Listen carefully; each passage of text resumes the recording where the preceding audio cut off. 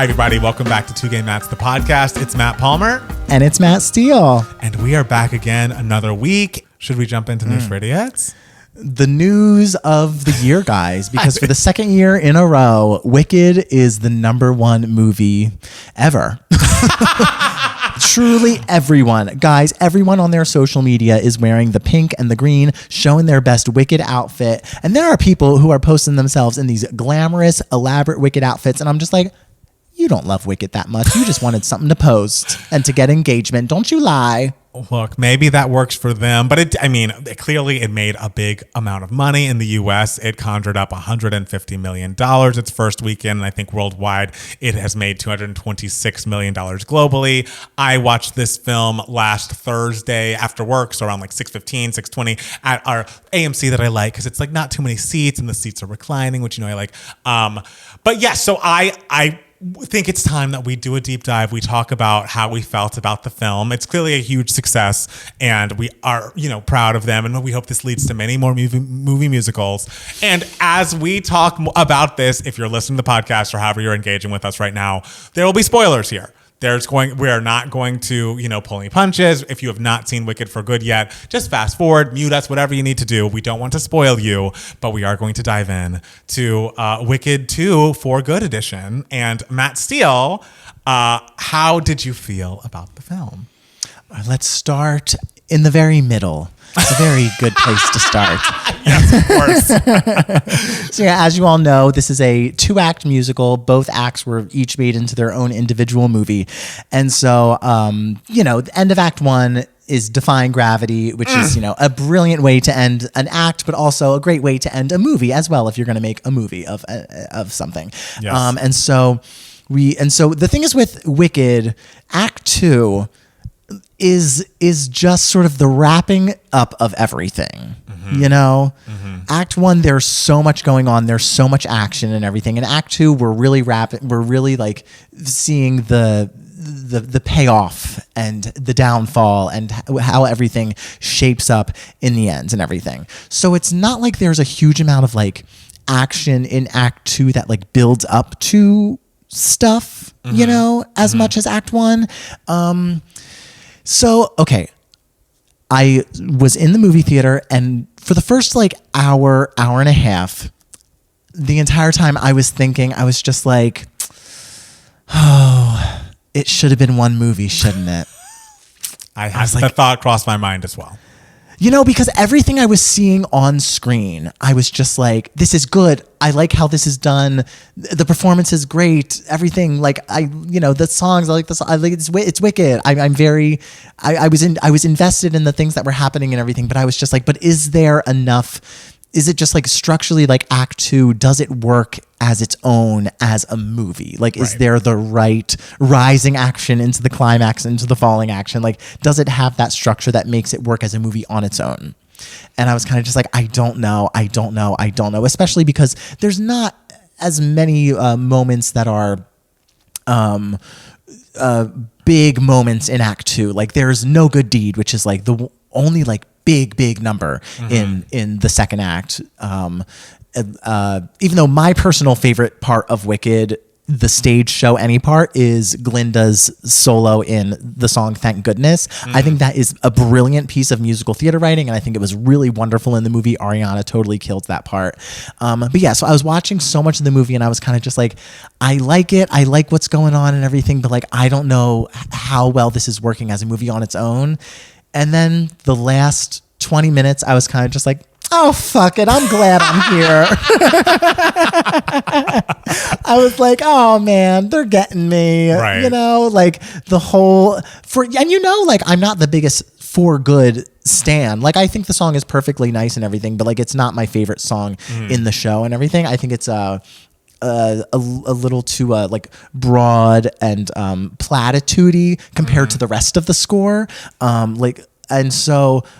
But like, I think the song like works and is perfectly lovely. But like in the movie, I was just like, they're doing such a bang up job with this. And then that like last moment in the closet, I was like, okay, this is good shit. I was like, this is like an iconic moment. I felt like both of these actors, Ariana and Cynthia, were very, very much like naturally invested in this story in a way that didn't feel forced or too like saccharine. Like, yes, they were crying. It was weepy in the way, it should appropriately be, but like nothing about it felt like we're putting on this stuff. Like, this is the end of Wicked. We have to really be emotional. They felt like they were genuinely emotional. It felt like it was all coming from such a natural place. It felt like they had such reverence for not just each other, but for the material. And I thought that was really beautiful to witness. Yeah. So that closet moment, I thought, and just, the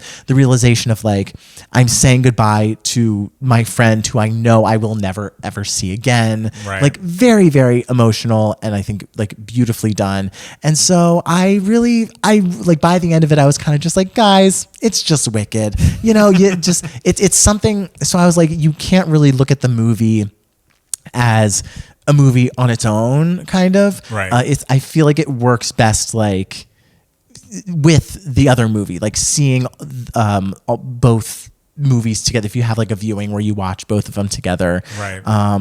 Because there were so many parts where I was kind of just like, would this have worked better if it was a 3 hour and 15-minute movie as opposed to two and a half hour movies? I still am interested in someone who's really good with editing software. Once we get both these movies on Blu-ray or however they exist, I would love if someone tried to put a cut together of a 3 hour, 15-minute movie version of both of acts of this show.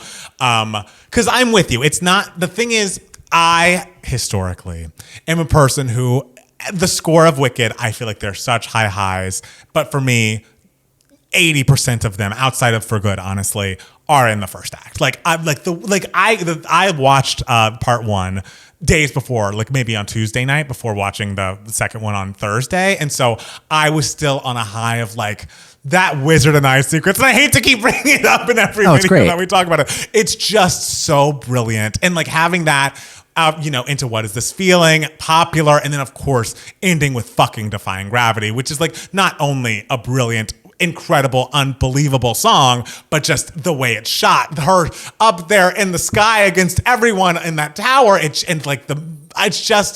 I felt so much, and it was just so powerful. And it's hard for me to watch a 2.5 hour movie and think, okay, the songs I know and am really excited to hear, they're just one. And it's not to say I enjoyed No Good Deed. I clapped at the end of it because Cynthia's vocal performance especially, top tier, unbelievable.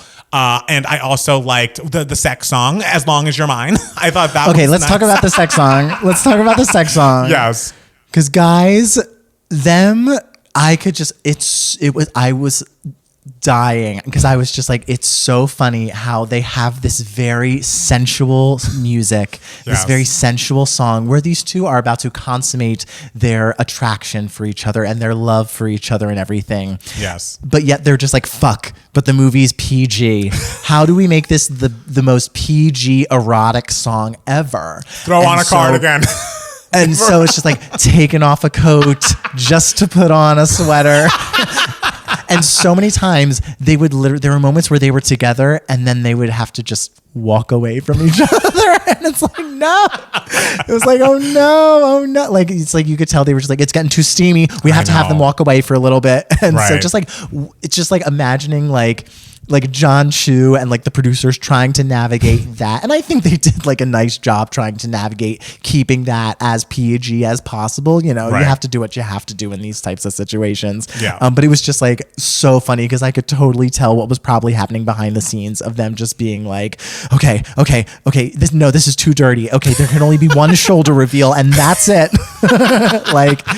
like it was so much fun. Yes. I will say I also really loved Ethan Slater's performance. And like Ness, I had seen this show, but again, maybe 20 years ago I saw it on Broadway when I was like still in college or whatever.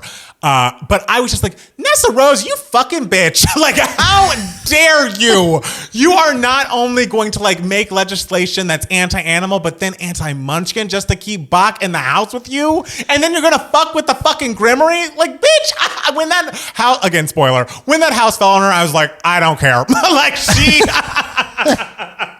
They made her Listen. so insanely unlikable, just like from the top of this movie. I was like, get this girl out of here. I'm over this girl. I got it. Like she was someone who she's thrown in this horrible situation. Her sister abandoned her and is now like an enemy of the society and everything. Sure. And now she has to fucking govern by herself. And so she truly like goes off the deep end, throws these temper tantrums. Yeah, I know. But when she's like reading from the Grimoire and Elphaba's like, you need to stop. And she keeps going. It's like, girl, you're on your own. Right. I really liked her performance when she was in the hallway. I really thought she did a very good job with that. Right.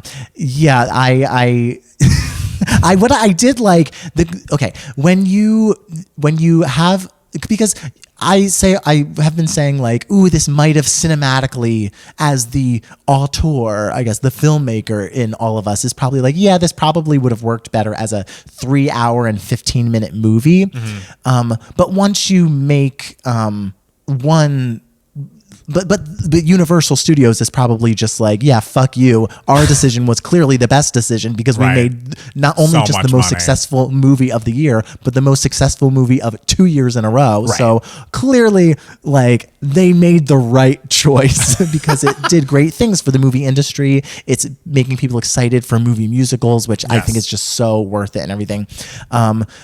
So, you sacrifice a little like in that to have that success and everything. But something that I do like, that is cool is when you do expand, when you do have two movies, you can expand in so much in each one. In Act One, there was so much depth and nuance given to a lot of very small moments. And in this one, you could really show Nessa when she was the corrupt governor and what she did to the Munchkins, as opposed to on stage, they kind of just like mention it, but they don't really go into detail with it. And so that's something that I do think was nice about, having a second movie in all of this, is like you could go into more detail about that. Yeah.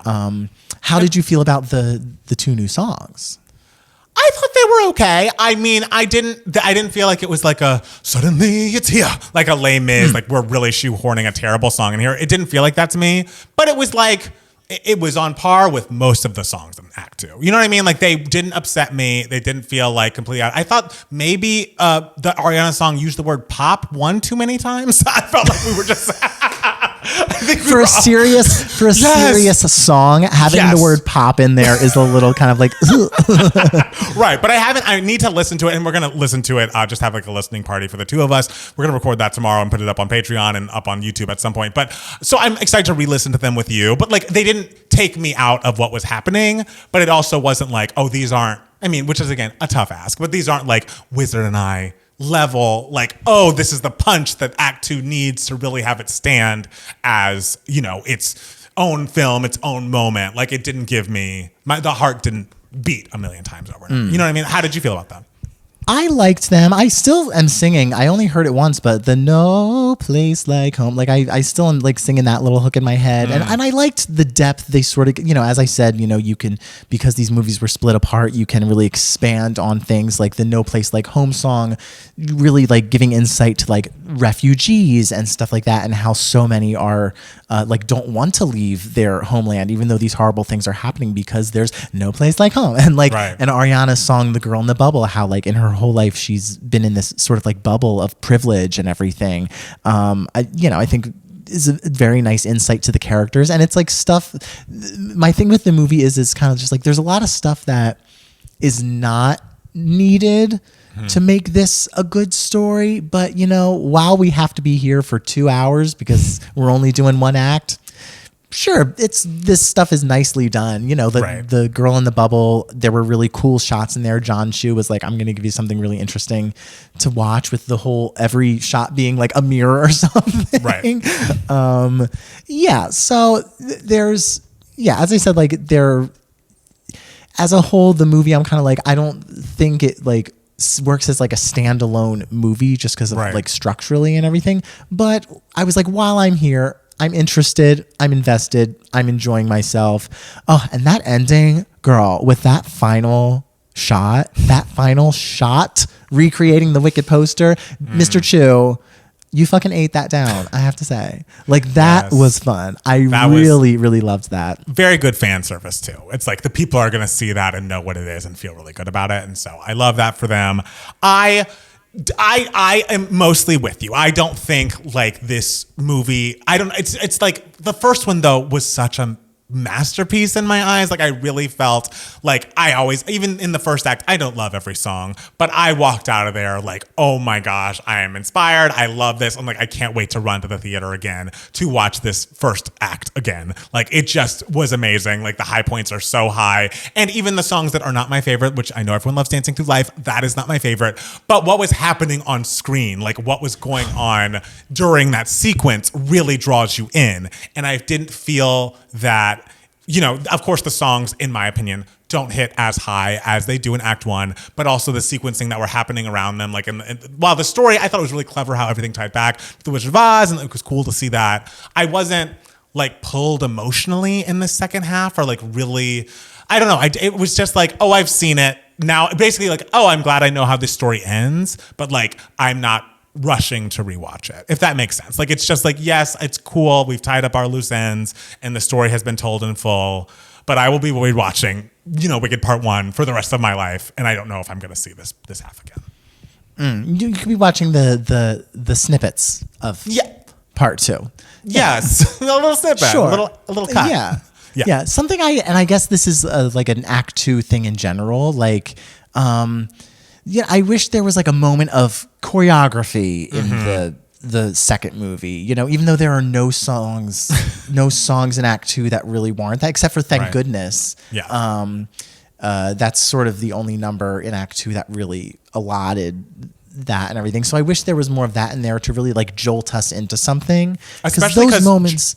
And John Chu is so brilliant at like the cinematography around those kind of moments in, you know, in the Heights, in Act 1, Part 1 are just so thrilling. I agree. That would have been beautiful to see. Yeah, so it's like maybe one of the new songs could have been an up-tempo of sorts, or something that involved the ensemble a little more, just to sort of, because whenever like ensemble is involved in a musical in general, especially a movie musical, there's something that really like hooks the audience in. So there wasn't really nothing like in Act 2 that really gave us that, I feel. That maybe could have helped a little bit. But like the thing is, like, I was very happy to be there and I was enjoying myself, and I think, you know, like everyone did a bang up job. I think it's just what Act 2 is. This is what Act 2 of Wicked is, you know? Right. Yeah, my criticisms honestly do not lay at the feet of the director. The performances were exceptional. The director, I think John M. Chu did a beautiful job. It's just, for me, it's like, what can you do with this material to make it work as a standalone movie? Like everyone did the best they could. It just, I would rather see a single film that was 3.5 hours. But again, it made all this money. Hopefully it's exciting people. There'll be more movie musicals made, and I will be in the seats watching those. But I didn't dislike it, but it's also like with Part 1, just the high is so high. Like it's such a high bar to reach. And we all know what Act 2 of Wicked already is. They sounded great on For Good. They sounded great throughout. And I love everyone involved. Yeah. And I have to say, Ariana, I don't think it's horrible category fraud to put her in supporting for this movie. Because there were giant chunks where she wasn't there. That's Even true. though her character does have a huge arc in this movie and like learns a lot and everything, I still a little bit of category fraud, but not as egregious as with the first movie. Okay. Well, there you go.